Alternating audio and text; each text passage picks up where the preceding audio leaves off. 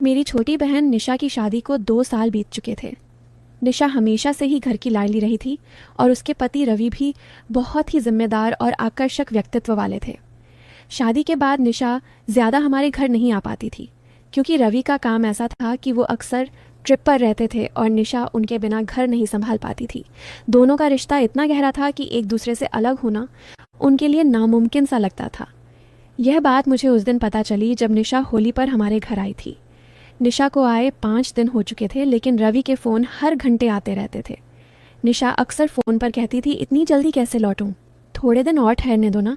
लेकिन तुम भी ऐसी बातें करते हो कि मुझे तुम्हारी याद सताने लगती है। तभी पापा आ गए और निशा ने फ़ोन रख दिया। पापा ने निशा को बाहर बुलाया क्योंकि होली की गुजिया, मालपुआ और ठंडाई बनानी थी। हम सब ने मिलकर दोपहर तक आधा सामान तैयार कर लिया था और बाकी शाम को बनाने का प्लान हुआ।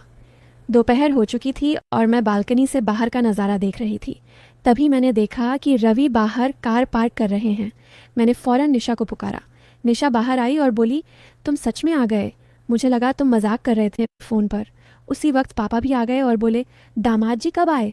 बिना बताए चले आए। पहले सूचना देते तो हम तैयारी कर लेते।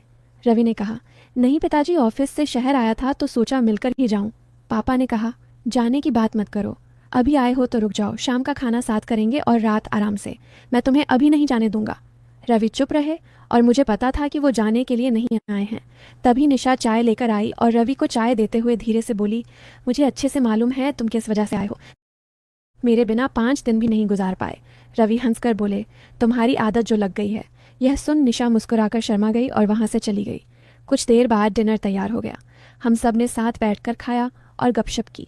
रवि का बिस्तर गेस्ट रूम में लगा दिया गया था और सब सोने की तैयारी करने लगे। घर वाले अपने कमरों में चले गए, लेकिन मैं, निशा और रवि अभी लिविंग रूम में बैठे गाने सुन रहे थे। स्पीकर पर पुराने रोमांटिक गाने बज रहे थे जो मुझे और निशा को बहुत भाते थे। थोड़ी देर में रवि ने जम्हाई लेते हुए कहा, वाह, मुझे तो नींद आने लगी है। निशा ने मुस्कुराते हुए कहा, तो जाओ ना गेस्ट रूम में, बिस्तर लगा है, आराम कर लो। मैं गाने सुनकर बाद में आऊँगी। रवि का मुंह देखने योग्य था। वो थोड़ा उदास होकर कमरे की तरफ गए। मुझे और निशा को हंसी आ रही थी, लेकिन हम चुप रहे। हम दोनों गानों में डूबे थे। कुछ समय बाद निशा ने मुझसे कहा, बड़ी मुझे भी नींद लग रही है, मैं सोने जा रही हूँ। मैंने कहा, निशा अगर तुम चली गई तो मुझे अकेले अच्छा नहीं लगेगा। तुम जानती हो ना, रात में अकेले बोर हो जाती हूँ। निशा रुक गई और बोली, ठीक है, थोड़ा और रुकती हूँ। उसी समय रवि ने कमरे से आवाज़ दी, निशा मुझे ठंड लग रही है, कंबल चाहिए। निशा ने कहा, रुको बड़ी, मैं रवि को कंबल देकर आती हूँ। मैंने कहा, ठीक है, लेकिन जल्दी लौटना। निशा नीरिया अलमारी से कंबल लेकर रवि के कमरे में गई। मैं सोच रही थी अभी आएगी, लेकिन 10 मिनट गुजर गए और घर में सन्नाटा था। डर के मारे मैंने निशा को पुकारा। थोड़ी देर में निशा कमरे से निकली। उसकी सलवार थोड़ी उलझी हुई थी, बाल सांडरे थे और सांसें तेज चल रही थीं। मैंने चिंता से पूछा, निशा इतनी देर क्यों लगी? मुझे बोर हो रहा था। निशा ने हंसकर कहा, अरे कुछ नहीं, तुम्हारे जीजू को बहुत ठंड लगी थी, इसीलिए कंबल ओढ़ाने में वक्त लग गया। तभी रवि कमरे से निकले और बोले, अरे मेरा वॉलेट कहीं गिर गया है, क्या तुम ढूंढोगी? निशा ने कहा, ठीक है, देखती हूँ, तुम यहीं रहो। लेकिन रवि बोले, तुम देखो, मैं कमरे में इंतज़ार करता हूँ। यह कहकर वो वापस चले गए। निशा मेरे रूम में गई और वहाँ से अपना पर्स लेकर रवि को देने उनके कमरे में चली गई। मैंने सोचा वॉलेट देकर जल्दी आएगी, लेकिन काफ़ी देर हो गई और निशा नहीं लौटी। मैंने फिर से निशा को आवाज़ दी, लेकिन कोई उत्तर नहीं। मैं समझ गई शायद निशा वॉलेट ढूंढने में लगी होगी। थोड़ा असहज भी लग रहा था, इसलिए मैंने स्पीकर बंद किया और अपने रूम में सोने चली गई। लेकिन नींद नहीं आ रही थी। बिस्तर पर लेटकर मैं किताब पढ़ने लगी। 1 घंटे बाद किताब ख़त्म हो गई। अब मैं इधर उधर कुछ करने लगी, लेकिन याद आया कि मेरा चश्मा तो निशा ले गई है। अब मैं दुविधा में थी, क्या चश्मा लेने जाऊं या नहीं। नींद नहीं आ रही थी और समय कट नहीं रहा था। मैंने सोचा शायद अब वो सो गए होंगे। मन में विचार आया कि आजकल के लोग कितनी जल्दी थक जाते हैं, लेकिन कुछ रिश्ते ऐसे होते हैं जहां अलगाव मुश्किल लगता है। मैं सोचने लगी कि एक बार जाकर देख लूं कि रवि सोए हैं या नहीं। लेकिन यह ख्याल मन में घूम रहा था कि कमरे में जाना ठीक होगा या नहीं। मुझे असमंजस हो रहा था और अकेलापन सता रहा था। आखिर मैं चश्मा लेने के लिए निशा और रवि के कमरे की ओर चली। जैसे ही दरवाजे पर पहुंची, वो अंदर से लॉक था। खिड़की भी बंद थी, लेकिन कमरे से हल्की सी रोशनी बाहर आ रही थी जो पर्दे से झांक रही थी।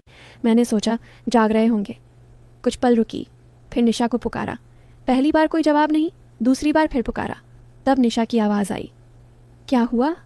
इस वक्त क्यों डिस्टर्ब कर रही है? मैंने कहा, निशा, वो मेरा चश्मा अंदर रह गया है, किताब पढ़नी है।